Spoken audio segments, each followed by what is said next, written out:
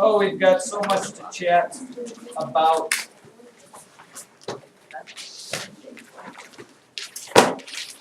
When you talk about sets of things, basically that is nothing more than groups.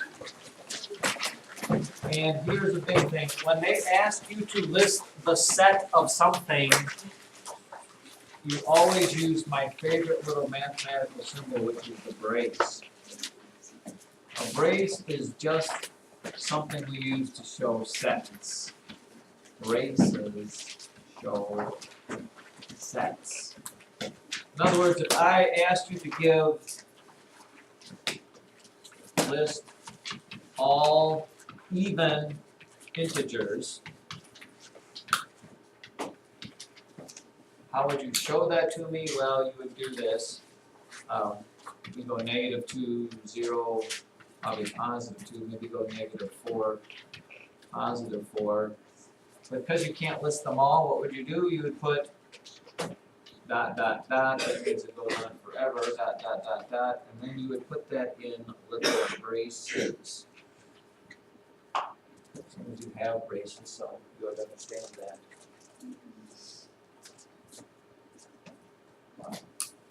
Okay. Upset that you don't agree with that. Now, in addition to that, we got a couple symbols that we use with braces or subsets or whatever. And the one is the symbol for element of. Believe it or not, this little pitchfork looking thing that looks a little like an E.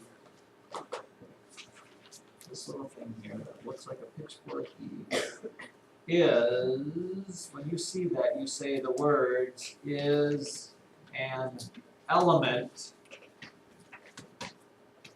of. You'll understand when we write one down here. Is an element of. In other words, this. If you do this, and you do this, and you do this, and you do this, and you write the word integers in there, mathematically, what would you say? You would say that 3 is an element of what set of numbers? The integers. It's a member of. You could say member, but math we call it an element. Or if you put a little slash mark through it, a little pitchfork with a slash mark through it says it is not an element of. If I asked you to finish this, -2 is not an element of what set of numbers? Anybody? What set of numbers would -2 not be an element of? Jaden? Whole number? Exactly, whole numbers.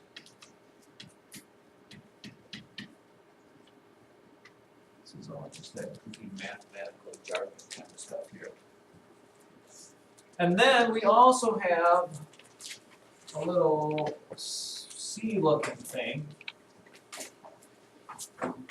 without the line in the middle. That little shape there means is a subset of. A subset of. As would the little slash through something, which would mean it's not a subset of. But here would be an example. Let's do rectangles are a subset of what? All rectangles would fall under what other set of shapes? Yeah, you got a couple of them, maybe.